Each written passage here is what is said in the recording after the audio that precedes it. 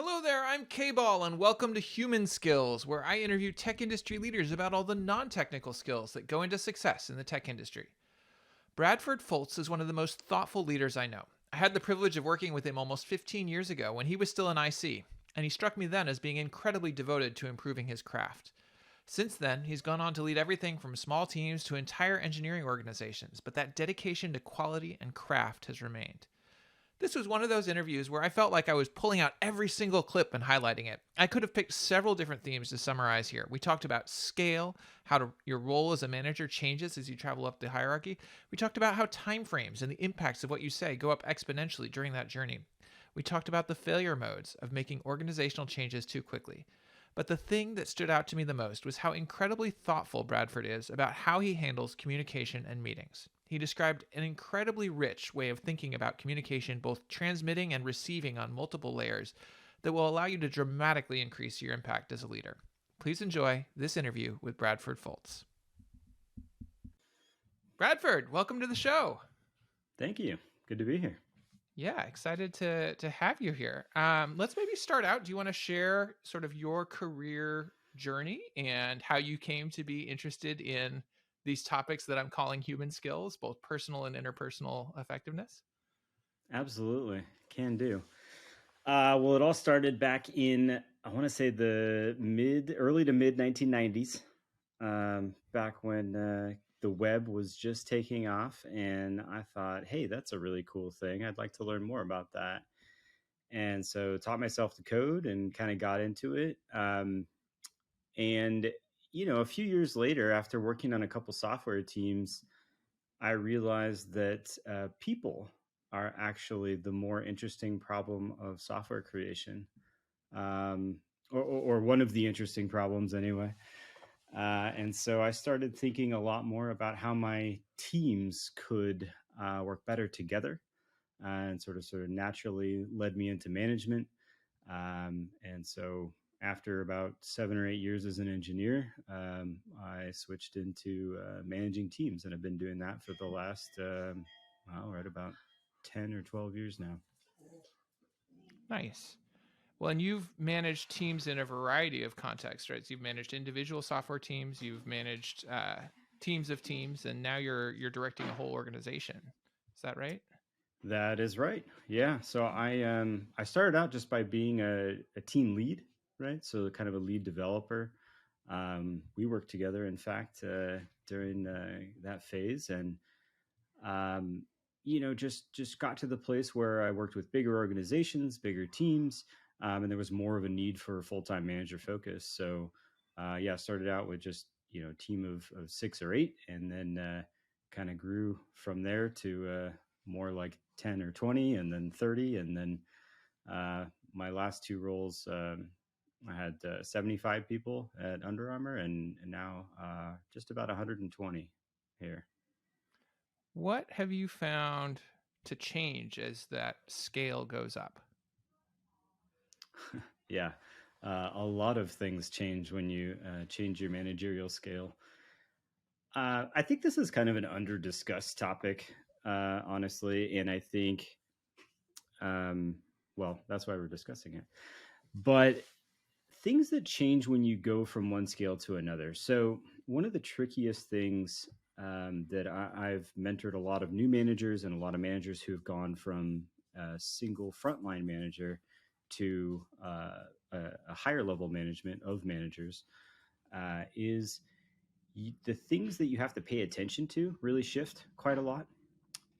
So instead of kind of being the front line of defense, of escalations for your team, of coaching, uh, when you become a manager of managers, you're actually doing the same job as your reports. There's no longer kind of this really clean functional separation between, um, being a software engineer or a QA person or whatever, and being a manager. Your manager is also a manager, right? And so it's sort of an interesting space where you have to define the boundaries anew, and you have to find out what things should you be doing as a manager versus your direct reports should be doing as a manager. Um, So that's one of the aspects, is this kind of space of definition where you have to be a lot more explicit, or rather, I advise people to be a lot more explicit in setting up those boundaries. Um, Another really interesting one, though, that I've encountered and talked to several people about is how long it takes for you to make a change. And by that, I mean really a change to your organization, a team change to the way your team accomplishes work. Um, and so I call this kind of the problem of time horizons. And so there's, as an individual manager, you're really tight with your teams. You're talking to them every day, right?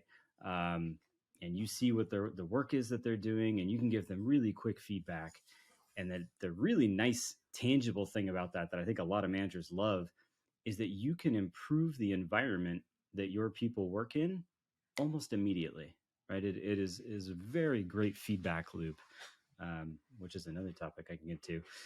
But as you sort of rise up and take on this more responsibility, this bigger scope, you have this problem, which is now you have multiple managers reporting to you.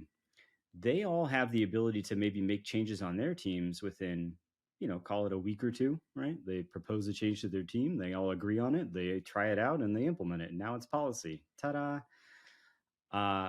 When you're at a manager of managers level, you don't really want to do that anymore, right? So you could. There's absolutely a school where you could just say like, "This is the new policy, and you shall obey." Um, I think that's kind of gone out of style. That's definitely not my style, because you start to realize that working with teams is more like working with like a garden, right? It's organic systems, and systems that are built out of people are sort of naturally organic. And what that means is you have to tailor your methods and your policies and your responses to that changing organism of people. And so when you're a manager of managers, you might propose something to your group of managers who report to you, and then they'll all have thoughts on it. And then their teams might have thoughts on it, and they might have to try it out. And you might have to iterate on it because, hey, it worked for team A, but not for team B. And by the time you get around to like, hey, we have a new policy and it works and it changed the way that we're working for the better, it's been 2 to 3 months, right? Pretty quickly that happens. And so I actually have this kind of forming theory that it's an exponential increase as you go up Mm-hmm. in scope or hierarchy.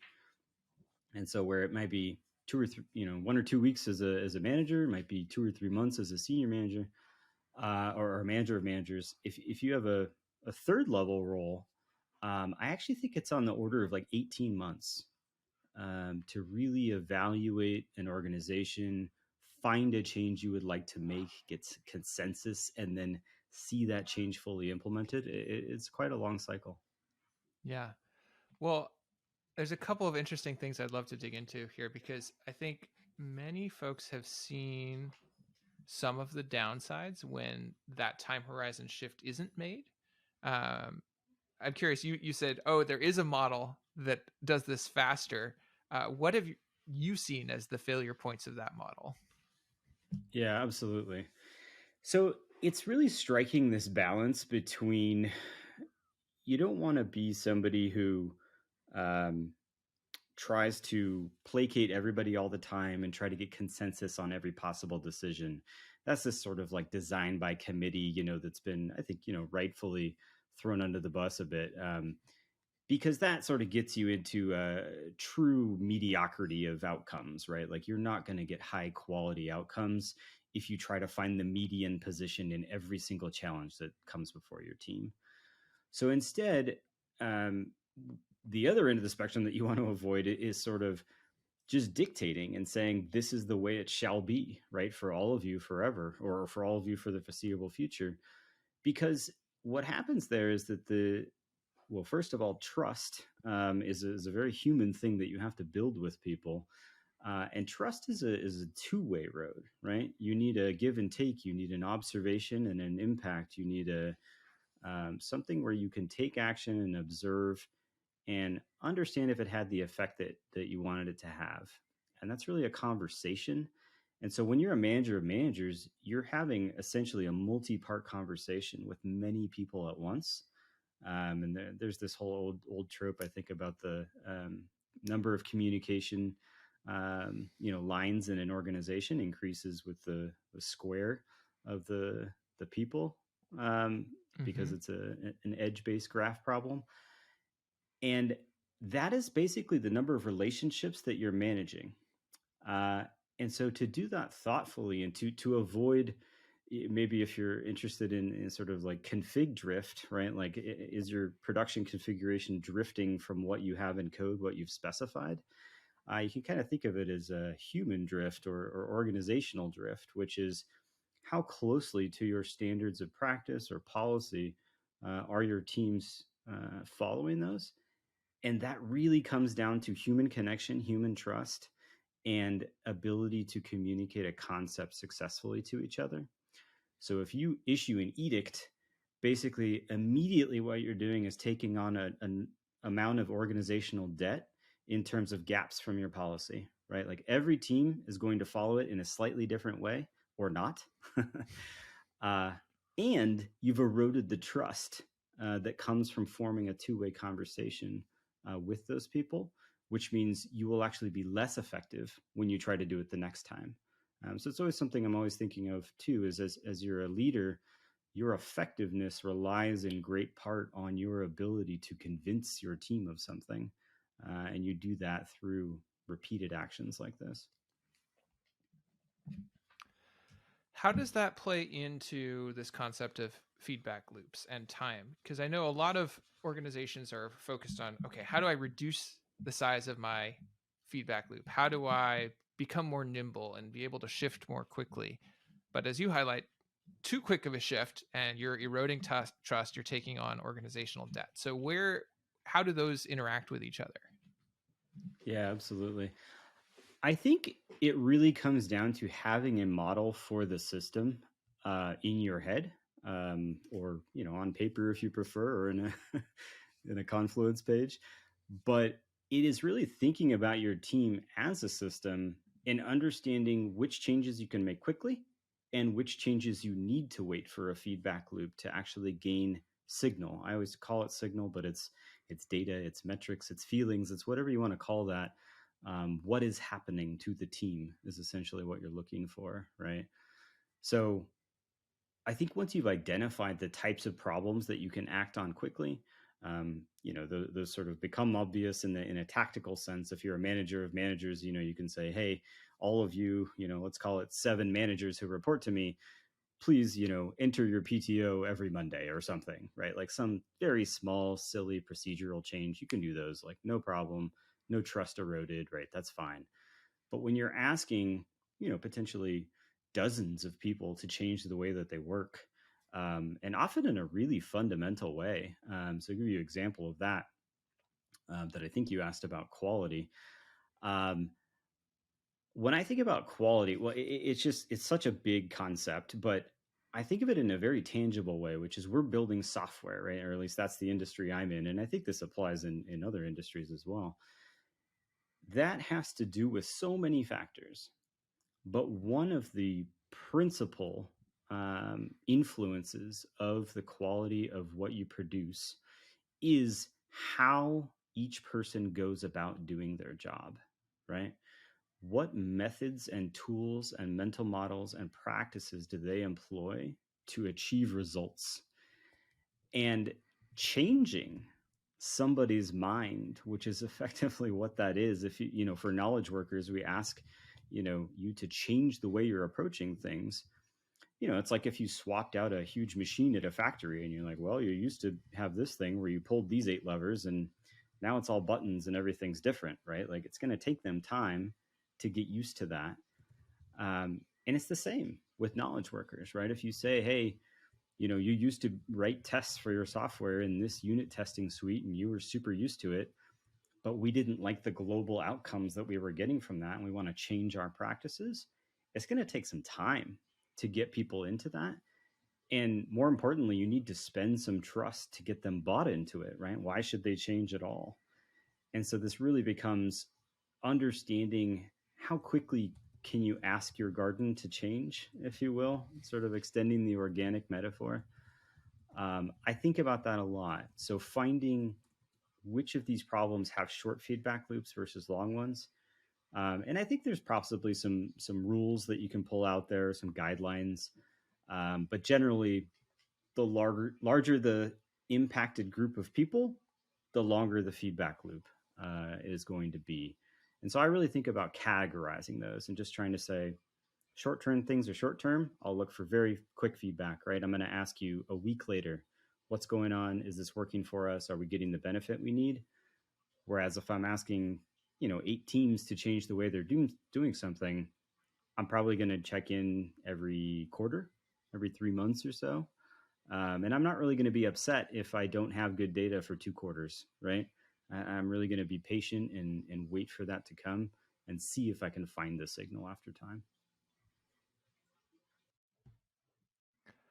When you talk about spending some trust, do you think of that as like that you have an account of trust that you're building up with each individual or with each team, or like, and some things add to that account, some things take away, or like how I that metaphor is intriguing to me. Can you expand on it?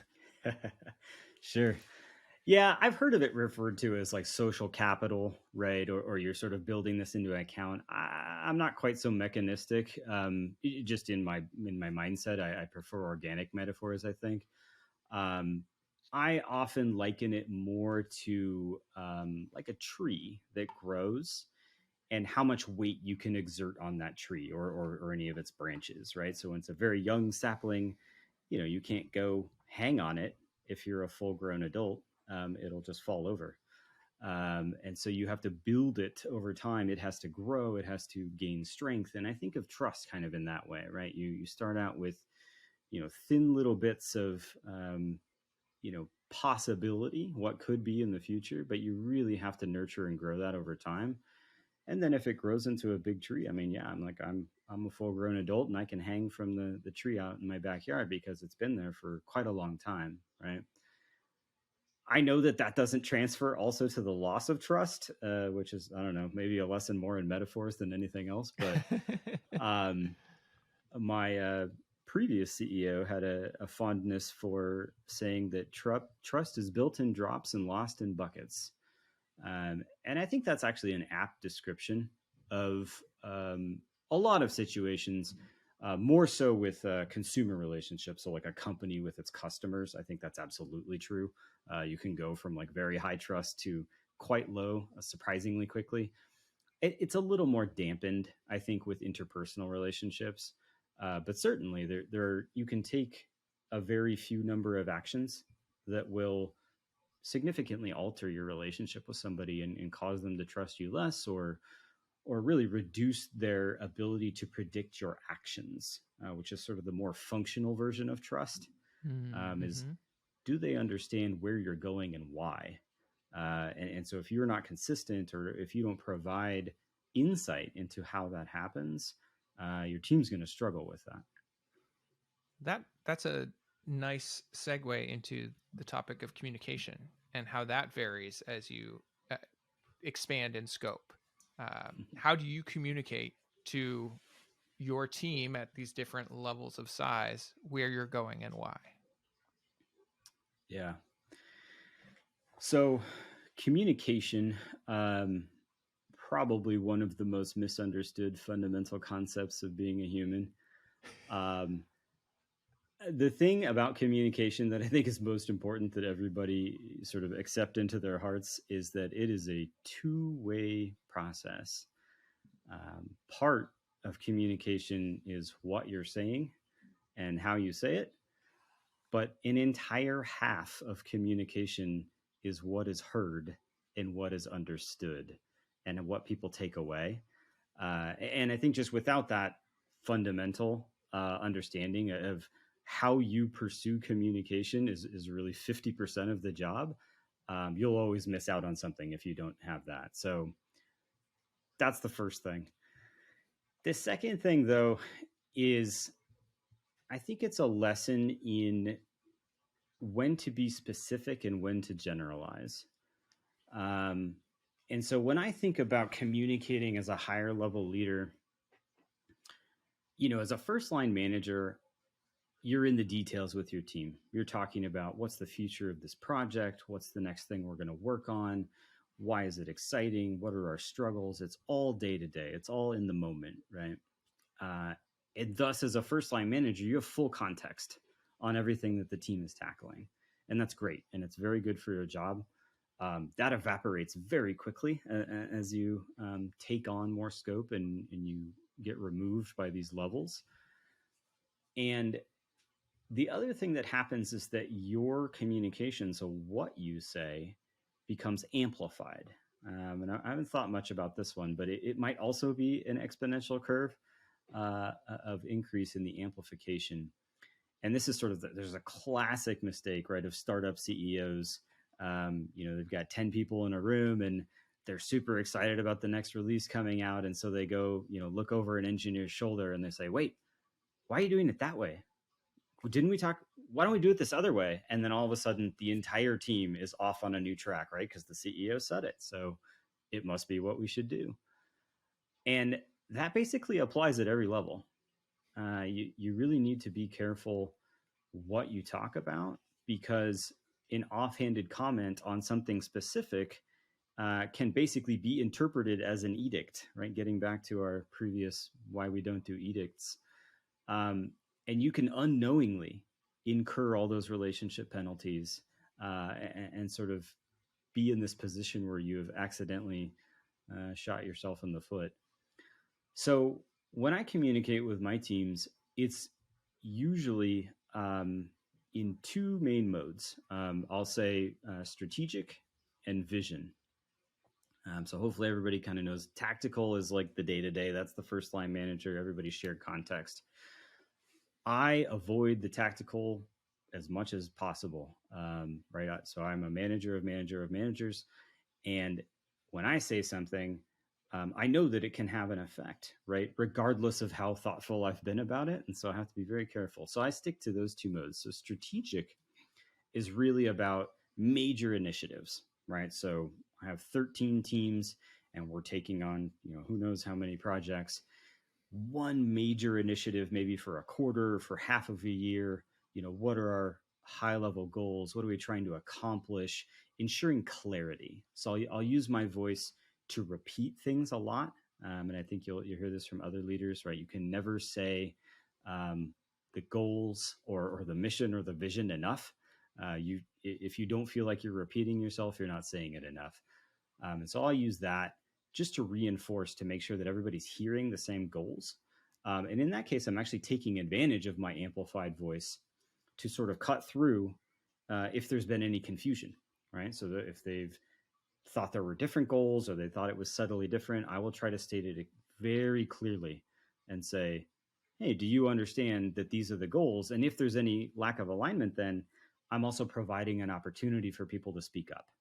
And so that's where I'm really sort of using amplification to find those gaps so that we can correct, versus if I were saying, hey, let's all change this policy without me asking you, I'm creating gaps without caring about what happens, right? Which is not a great practice. So that's the first one. And then the second one is what I call vision communication. I don't really have a better, I don't like visionary. I feel like that's in English that has a different connotation. But communicating about a vision is really trying to paint a picture of the future, which is fundamentally difficult, as we all know. And I think what I've learned to do is sort of embrace my personal fallibility as a leader, right? I can and will be wrong a lot, in order to allow the team to embrace failure as an option as they evolve. And I think that's something that is become really important, right? In like agile thinking in general, right? Is this idea that you need to fail to learn, you need to fail towards success. I think in most cases that's absolutely true. And so what I'll do is I'll paint a picture of the future, but how you do that is very important. And this is another lesson I was just talking to a teammate about the other day. I call it the fidelity of the communication of the vision. So I'll give you an example, which is go back to that startup, 10 people in a room, right? Um, what you don't want to do when you're telling the CEO, hey, we could build this new feature that could do this great stuff for our customers, is have the designer go spend 3 weeks on a pixel perfect design, maybe even a prototype in Figma or whatever that's clickable and it's amazing, and then you show that to the CEO and they're like, "Wow, it's done! Like you did it!" So it's shipping on Monday, right? And this is the classic, engineering team is just like, what? No, like we haven't even had a chance to weigh in on it. Like this is still a concept. And in my opinion, that is a failure of communication on the team's part. That's actually not up to the CEO, right? The CEO is doing lots of things. What the CEO needs to understand, that second part of communication, is what is the fidelity of this idea? How deeply Mm, have we thought about it? How close are we to realizing it? yeah. And so, what I like to do is I match the fidelity of my group communications, my vision communications, with the depth of thought and degree of confidence that we have in them becoming the actual future, right? So, we'll talk about, hey, what could be possible? Or here's 3 different things that could happen in this area. But when we're pretty sure, I'll say, it's going to look like this and it's going to enable this, right? And they're very high level concepts. This is stuff you'd put in a slide deck with bullet points usually. But it's enough to give everybody a shared mental model, or at least the beginnings of a sketch, where they know how their piece is going to affect the future. Love that. Okay.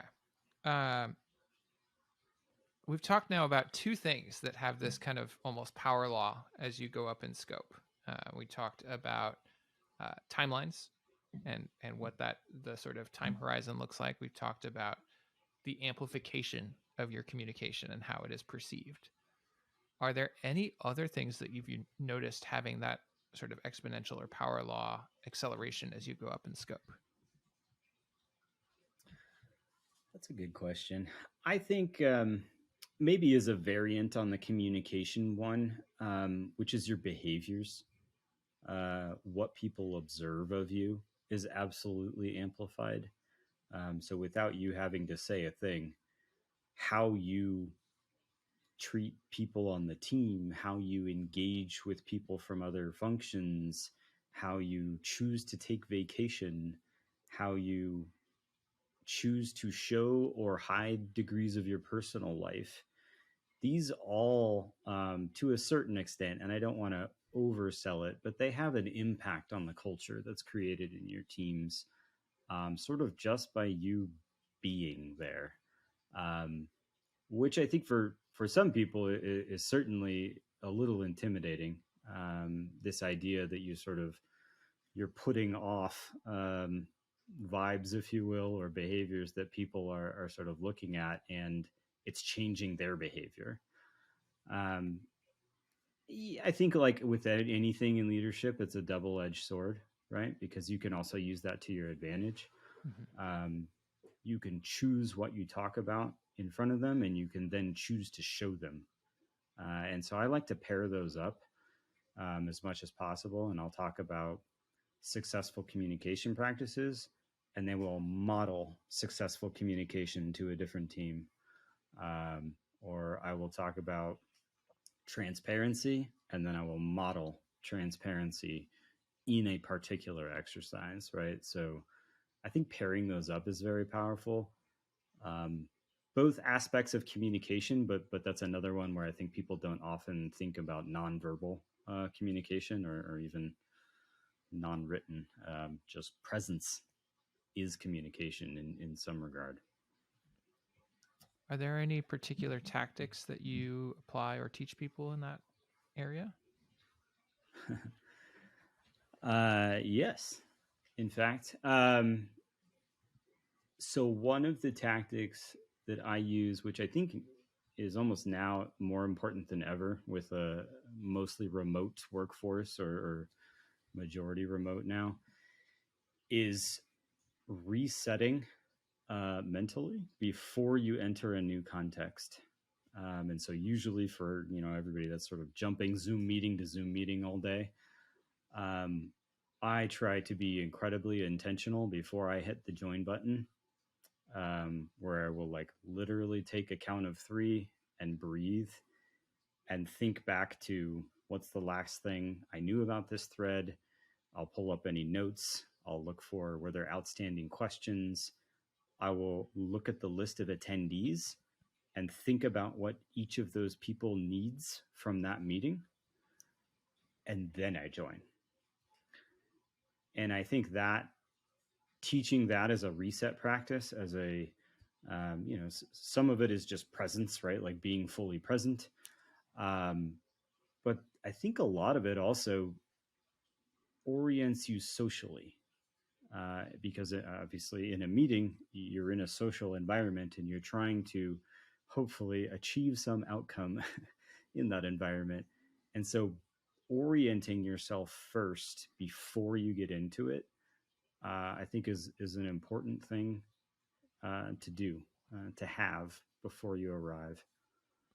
I'd say that's one thing. Another one is I definitely teach how to approach people based on what they need. So this is especially true. There's an entire category of executive communication skills, right? I think that's one way to talk about it, and executives are certainly one target. I find it's really just human communication skills, though, in understanding what those people need and what they want and what data and tools they have at their disposal to take actions is incredibly important to having a successful communication with them. So I have definitely taught many people on how do you even start to think about that, right? Who is your audience? Mm-hmm. What do you mean tools, that they have? What do you mean levers they have to pull? What data do they swim in all day? Who do they talk to?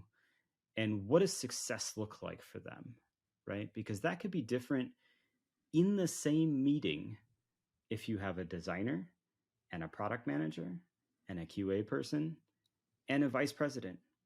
Every single one of them wants a different thing often out of that communication, and the decision making that happens, which is a whole nother chapter.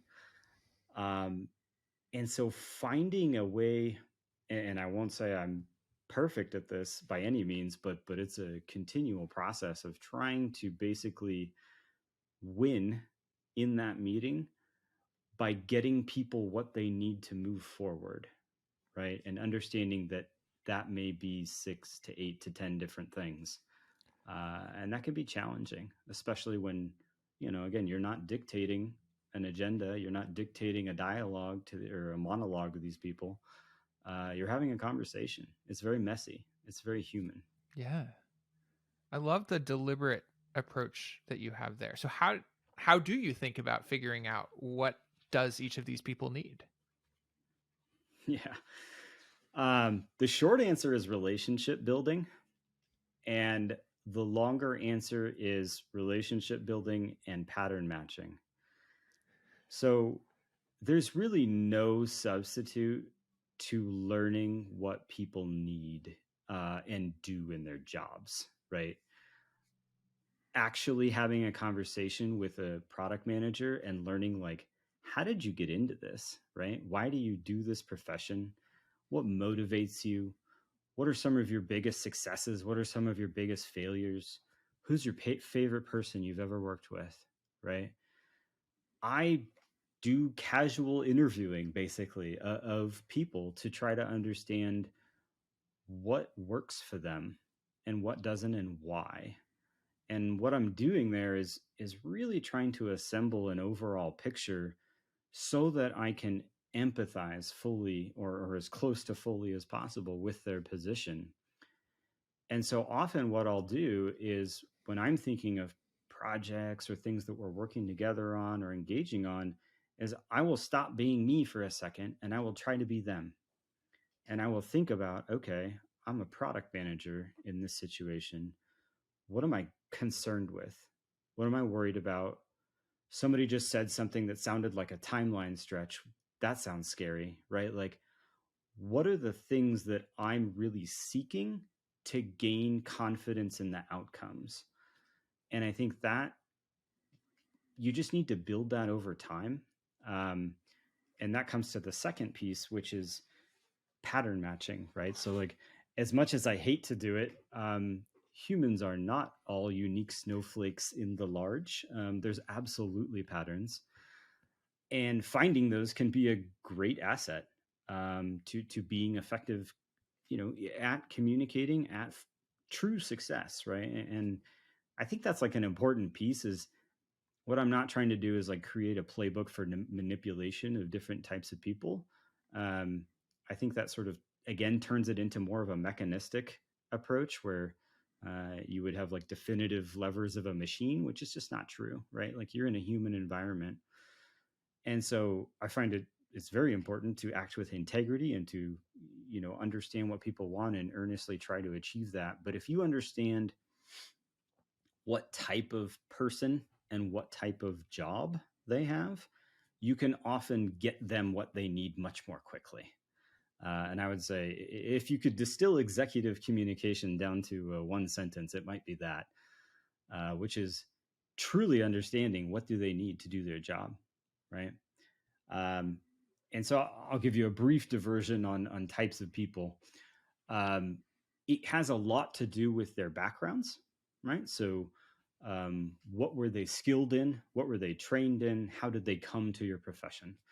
So this is sort of easiest to look at the executive level because you get a big variety, right? So you'll get engineering CEOs or engineering executives, people who used to build the thing and now they run the company that builds the thing, right? And so what they need is often quite different from if you have a customer focused CEO, right? So, say they used to do marketing. And so they used to be all about communication to the customer. And so they're really focused on that customer relationship. They're thinking about how do I build the company's ability to communicate with that person, that population long term. They're going to have something different that they need from the internal part of the company, right? Um, versus an executive who came up through finance. They're going to have an internal view of the company, but one that's based on quite different metrics from maybe an engineering approach. And so understanding that fundamental background, I think, just gives you a ton of resources to draw from when you communicate with them and when you need to know what they need to know. It helps you get it to them.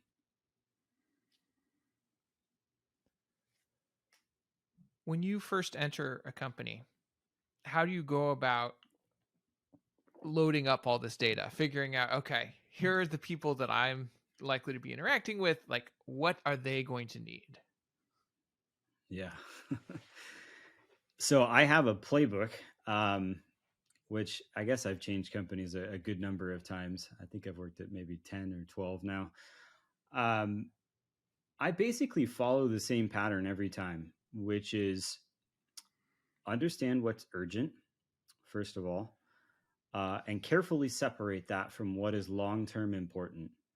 And I basically treat those entirely separately. So hopefully, in the best of cases, you're joining an organization, nothing's on fire.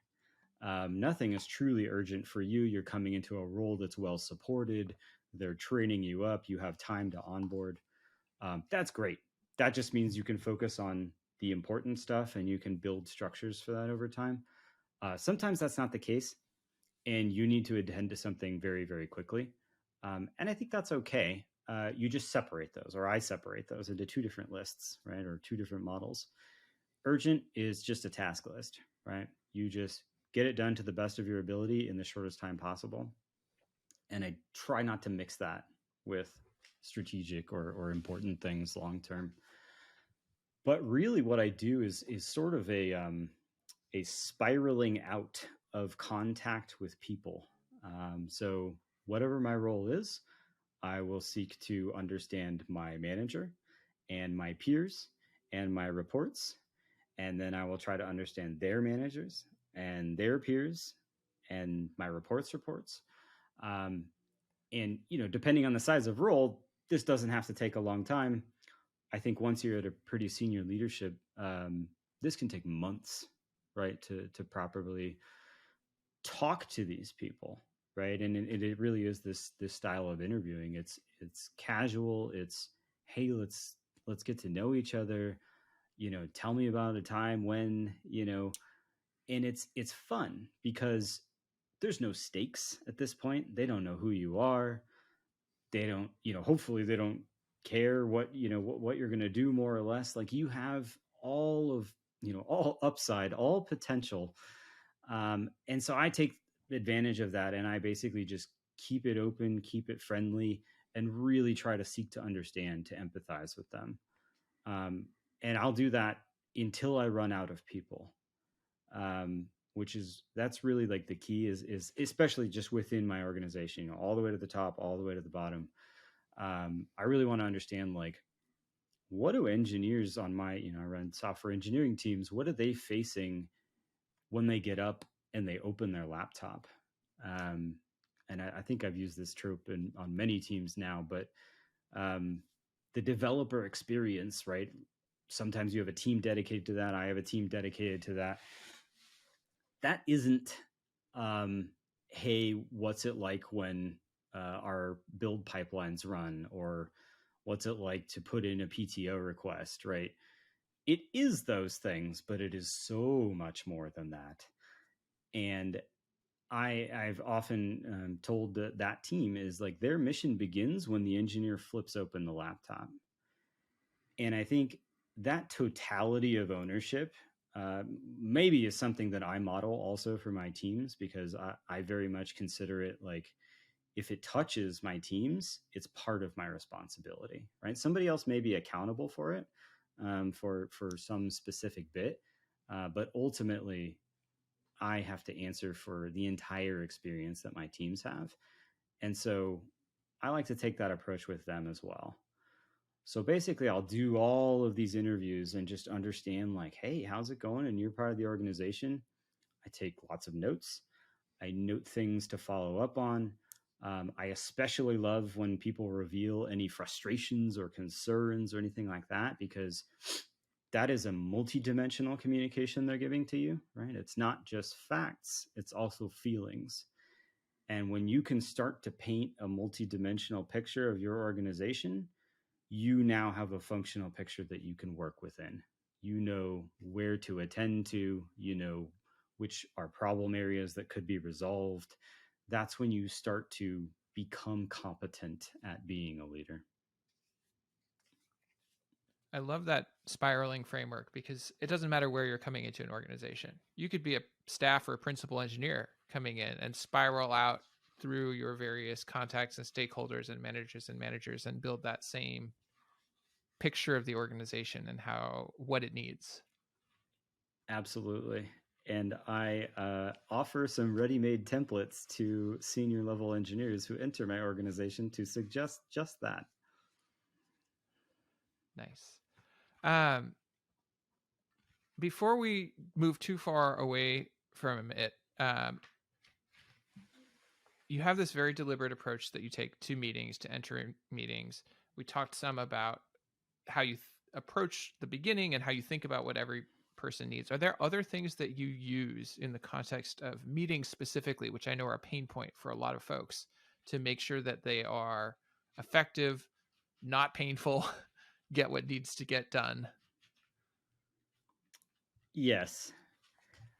So part of what I talked about was looking at the list of attendees and really trying to put myself in their shoes quickly before the meeting to understand, hey, what are they trying to get out of this? I also do that during the meeting. And I think it can be, it's a learned skill, certainly. Um, people I think may have more or less sensitivity to it. I have a very high sensitivity to social perception and understanding sort of what are people feeling in the moment. Um, it's a super interesting job, and it's something that I didn't know a lot about, but producers of shows, so producers of especially TV shows and radio shows, movies to a lesser extent, but really more of that like active, assembled, live or near live media. Um, that's what the producer is doing, right? They are empathizing with the audience and they're saying, "How is this landing?" Right? And that informs everything from how long they spend on segments, how quickly they transition, what types of topics they bring up, how they do follow ons. There's a whole lot that goes into thinking about the experience of the media. And I think about meetings that way. So every meeting, hopefully if I'm sort of awake enough and I'm not worn out, which is another reason, you should have limits on how much you engage with, is I'm thinking about that impact on every person in that meeting. And, if it's a 250 person meeting, you just have to scale up and you have to think, okay, in categories of people, right? Like, what does this mean for uh, inexperienced engineers, right? They've been here for 2 months. How's it landing for them? Versus super experienced engineers who've been here for 10 years. How's it landing on them? Versus product managers versus whoever, right? So I think in archetypes, and it's nice when that resolves to a single person because then you can sort of ask them afterward to verify. Um, but I will think about that and I will use that to push the meeting along, to redirect topics, to ask for things to be broken out into a separate meeting. Um, and I really sort of provide that hand where it sort of feels like, the meeting is being moved along. It's not happening at sort of the slow pace of real time of just whenever somebody realizes they should speak up. So I really think of meetings as more being something you conduct than something you experience. And the really nice thing about that is once you've worked with a team for a while, everybody can take on that role. Everybody can actually participate in conducting the meeting, and you'll establish a flow. You'll establish an understanding of who should speak up when and who could push what forward. And that is almost the best thing about working with a team is when you find that level of flow together. And I find that it did well now, especially it definitely shows up in meetings. So I certainly do that. And then I would say the other thing is, every sort of meeting hack, productivity podcast ever would say, make sure you have clean follow-ups for your meetings, right? Know what your action items are. Um, and I think that's true. I think, though, the approach to how you follow up is very important, or it's important to me because, again, every interaction with somebody on your team, or especially somebody on another team that you don't work with often, that's an opportunity to build more trust. That's an opportunity to display a behavior that they might be looking to model. That's an opportunity to build a relationship that you too can later draw from. And so I've always appreciated, especially program managers, right, who are often sort of really take the brunt of coordination in these very unwieldy large initiatives, and they have to find follow-ups, is if they can find a way to follow up with each person on a level that makes sense to them, right? Bridge the human connection, try to communicate with empathy, and have a conversation about it, right? I'm not a big fan of like, here's the email summary. All of the follow-up items are, on a bulleted list. I find that to be, sort of very robotic, and it's a missed opportunity, I think. So something I try to do, even if it's just a Slack message or something, is follow up personally and verify understanding, try to understand if they agreed with the follow up, with the outcome that implied their action item, right? and then to even get like a mini update on how they're feeling about the overall initiative, right? It's these micro interactions just all day long that I think give you feedback loops, but also power to influence. And then if you do that long enough over time, it also gives those people the power to read feedback loops and to influence themselves. And I think that's, to me, that's the sign of like a truly high functioning team. I love what we were talking about there because you're showing how every communication has multiple layers to it. And just to name three that you talked about there, there's the specific item or follow up. There's kind of checking in reactions to that. So there's like immediate reactions. There's building the relationship and trust. That's three. Oh, and there's modeling behavior and modeling how you're approaching it. That's four layers just right there in how I do a follow up from a meeting. Yep. Absolutely. And I think communicating on multiple layers like that is, if there's any one skill that I would say like great leaders truly build over time, it's that, right? Is once you learn that you can communicate on multiple layers and you can listen on multiple layers, it's like, I don't know, going from, black and white 3 channel television to HD on demand everything, right? Like it's quite a dramatic shift. And I think that's really important to be a good and empathetic leader with a large group of people, as you really have to understand that dynamic. Are there any practices that you recommend to people to help build that mental muscle of thinking of every communication, every connection as an opportunity to be thinking on multiple levels? Yes. So one thing I'll say is it's a little bit off to the side, but I think it's super important to mention is if you're a manager, I highly recommend having a therapist.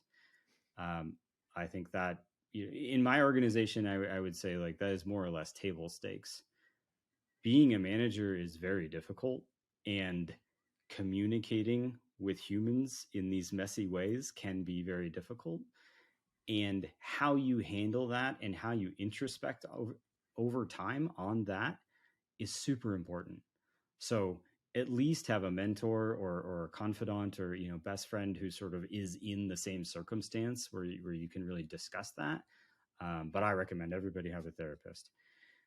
Now, in terms of like tactical approach, um, to which was the specific thing we were on? Apologies.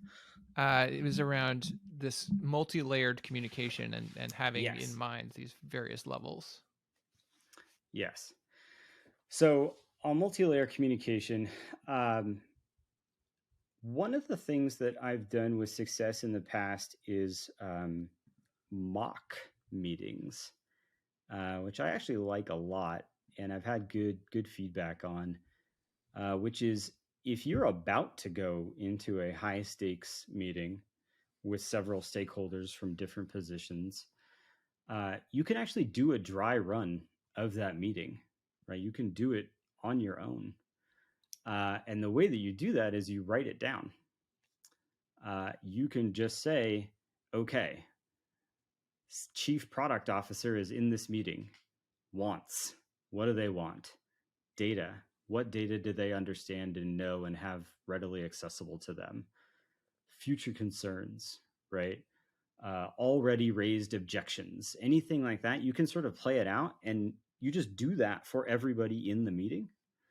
And I will say, like, whenever I do that, I almost invariably learn something new, because when you spell it out, it's like, oh, there's something else. There's more context that was there that I already had that I sort of didn't bring to the fore. So I do that. I teach that, right? Mock meetings, modeling, thinking about how people are going to react. I think that's one. Another, though, is sometimes I will ask, certainly managers who report to me or managers who report to them, only about one aspect about what their team is thinking about. So instead of saying, like, how do you think the big initiative is going? I will say something like, what's the loudest complaint that you've heard on your team this week? Really to just cut down to like a feeling. Or I'll say, who has been the most active in your team meetings for the last 2 months? Who's been the quietest, right? And I'm not even really looking for an answer. I'm just looking to create the process. I'm looking to cause the introspection. And so I'll often use sort of those well placed questions to encourage this way of basically seeing multidimensional communication. I think it's much harder to sort of teach it in real time. I think everybody has their own response to it. But I think highlighting, hey, you should be getting signal on this dimension, whether it's emotional or, team close knitness or positive energy, or there's lots of, sort of dimensions you could break it into. Are you seeing that signal from your team? Did you even know to look for it? I think that's usually how I do that. I just realized we're getting close to the end of our hour, and I feel like we could talk on these topics for hours and hours. But I want to be, respectful of time and also energy. Like it drags down over time. Are there any things that have come up for you that we haven't gotten the chance to dig into, or that are on your mind that you would like to share in this last 5 minutes? Yeah, I would say, just as I'm a big fan of feedback loops. I find that being really consistent in how you talk about those things across your organization has its own power. And so I think of that kind of as standards, right? What are the standards that your organization puts forth on a variety of activities? And the thing that I love about this is that feedback loops work for humans just as well as they do for software systems. And so I actually talk about it as the same phenomenon, right? Like in software systems, often you're looking for literal metric feedback data, right? Actual counts and timings and stuff like that. You're looking for the same type of data from humans. You just can't, query them over a statsd interface, right? It's a conversation, but you're also looking for data points. You're also looking for understanding. And that's really what you're trying to achieve at the system level too. Is the individual data points don't often matter. It's the overall understanding you gain from that matters. And so the other thing that I love to repeat on both sides are runbooks.